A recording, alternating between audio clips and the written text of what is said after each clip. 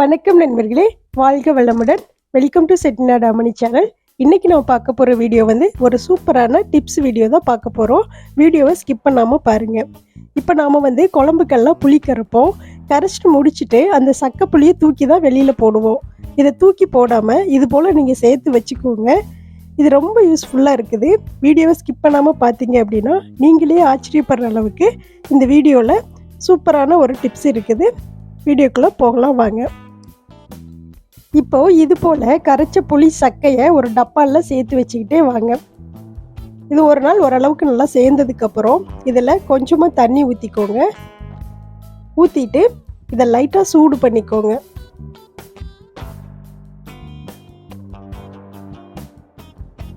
இப்போ அடுப்பு பற்ற வச்சுக்கலாம்.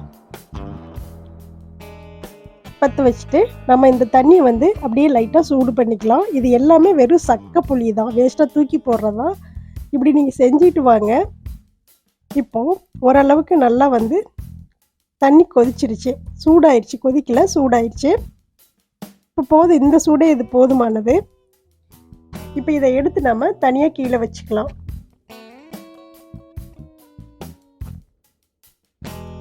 இப்போ இதில் நம்ம அடுப்பு பர்னர் இருக்குது இல்லையா, இதை கழட்டிட்டு நம்ம இதில் போட்டுக்கலாம் அந்த தண்ணிக்குள்ள. இந்த அடுப்பு வாங்கி கிட்டத்தட்ட 6 வருஷம் ஆச்சு. நம்ம மேலோட்டமாக தான் கழுவுவோம். ஆனால் இது புதுசு போல் இது எப்படி வெண்கலத்தில் இருக்குமோ, நல்ல ஷைனிங்காக இருக்குமோ, அதே போல் இதை நம்ம சுத்தம் பண்ணிடலாம். அவ்வளோ ஈஸியாக கை வச்சே நம்ம தேய்க்க தேவையில்லை. அந்த அளவுக்கு சூப்பராக சுத்தமாகுது. இது வந்து பார்த்தீங்கன்னாவே அவ்வளோ ஆச்சரியமாக இருக்கும். இப்போ தண்ணி காய வச்சதுனால கொஞ்சம் சூடாக இருக்குது, அதனால் துணி வச்சு எடுத்துட்ருக்கேன். இப்போ இதை அப்படியே நாம் அந்த தண்ணியில் போட்டு வச்சுக்கலாம். இப்போ இது கூட பார்த்தீங்கன்னா காப்பர் டம்ளரு, அந்த ஜக்கோட மூடி, ஜக்கு எல்லாத்தையுமே நான் உள்ளே போட்டு வைக்கிறேன். ஒரு 10 நிமிஷம் கூட இல்லை, அப்படியே கொஞ்சம் கொஞ்சமாக கலர் மாறிக்கிட்டே வருது. இப்போ பாருங்கள், 1 நிமிஷம் தான் ஆச்சு போட்டு. இப்போ மேலே பார்த்தீங்கன்னா கொஞ்சம் லைட்டாக அப்படியே அந்த இது எடுத்துருக்குது.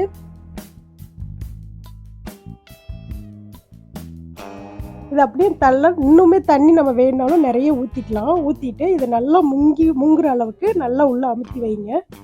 பாருங்கள் எவ்வளோ சுத்தமாக எடுத்துருக்கு. நம்ம எதுவும் தேய்க்கவே கிடையாது, தண்ணிக்குள்ளேருந்து அப்படியே தான் எடுக்கிறோம். எவ்வளோ பளிச்சுன்னு புதுசு போல் ஆயிடுச்சுன்னு பாருங்கள். இது ஒரு 10 நிமிஷத்தில் எடுத்து காட்டிகிட்ருக்குறேன். இதை கை வச்சு தேய்க்கவே தேவையில்லை, கஷ்டப்பட்டு தேய்க்கணுங்கிறது இல்லை. தண்ணிக்குள்ளே போட்டு எடுத்தோம்னாவே நல்லா புதுசு போல் தங்க மாதிரி ஜொலிக்குது. இப்போ நான் ஒரு 10 நிமிஷத்தில் தான் காட்டியிருக்கிறேன். அடுத்து பார்த்தீங்க அப்படின்னா ஒரு 1 மணி நேரம் கழித்து மறுபடியும் எடுத்து பார்க்குறப்போ கொஞ்சம் கூட அந்த கருப்பே இல்லை, நல்லா புதுசு போல் நல்லா பளபளன்னு மின்னிச்சு. எடுத்து பார்க்குறப்போ நான் தண்ணிக்குள்ளேருந்து தான் எடுக்கிறேன். இதை இன்னும் எதுவுமே தேய்க்க கூட இல்லை. நம்ம வேஸ்ட்டாக தூக்கி போடுற சக்கை புளியை எடுத்து வச்சோம்னா பாருங்கள் எவ்வளோ யூஸ்ஃபுல்லாக இருக்குதுன்ட்டு.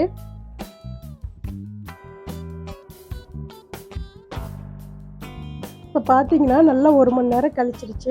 இப்போ நம்ம இதை வந்து எடுத்துக்கலாம் வெளியில். நல்லாவே புதுசு போல் கொஞ்சம் கூட எந்த இடத்துலையும் கருப்பு இல்லாமல் நல்லா சுத்தமாக எடுத்துருச்சு.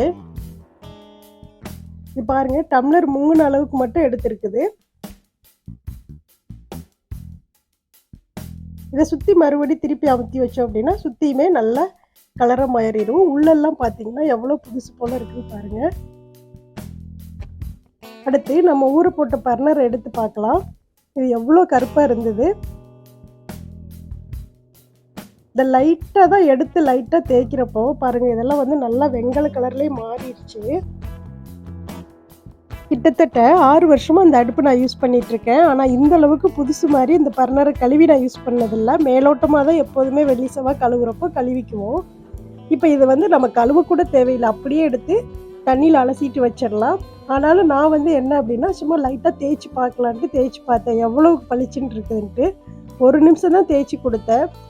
தங்க மாதிரி சொல்லிச்சுதுங்க. அவ்வளோ ஆச்சரியமாக இருந்தது பார்க்குறப்பவே.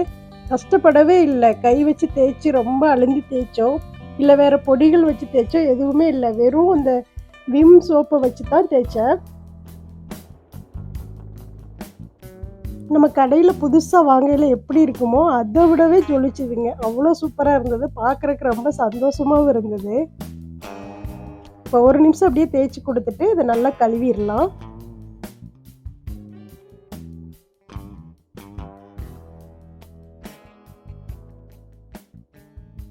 கழுவிட்டு நான் காட்டுறேன் பாருங்கள் எப்படி இருக்குன்ட்டு. பாருங்கள் எவ்வளோ பளபளன்னு இருக்குதுன்ட்டு. எந்த இடத்துலையும் ஒரு கருப்பே தெரியல.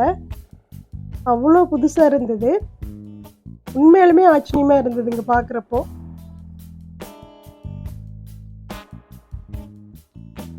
இப்போ இதை எடுத்து வச்சுட்டு நம்ம ஊற வச்ச பர்னரையும் கழுவிக்கலாம்.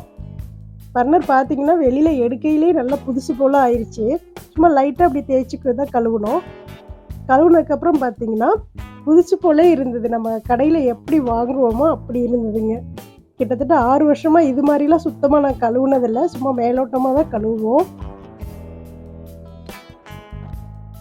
இது உண்மையாலுமே ரொம்ப ஈஸியாக இருந்தது. நான் முன்னாடியே சொன்ன மாதிரி நைட்டு சமையல்லாம் முடிச்சுட்டு நம்ம படுக்க போகும்போது இது மாதிரி செஞ்சுட்டு நம்ம படுத்தோம் அப்படின்னா காலையில் எந்திரிச்சு கழுவுனோன்னா நல்லா ஊறிடுது. நல்லா அதில் உள்ள அந்த கருப்பு எல்லாமே எடுத்துருது. அழுக்கெல்லாம் சுத்தமாக எடுத்துருதுங்க. நல்லா பளபளன்னு இருக்குது பார்க்குறக்கே. இது போல் நீங்களும் இனிமேல் குழம்பு செஞ்சீங்கன்னா அந்த புளி சக்கையை தூக்கி வெளியே போடாமல் ஒரு டப்பாவில் இதே மாதிரி சேர்த்து வச்சுட்டு வாங்க.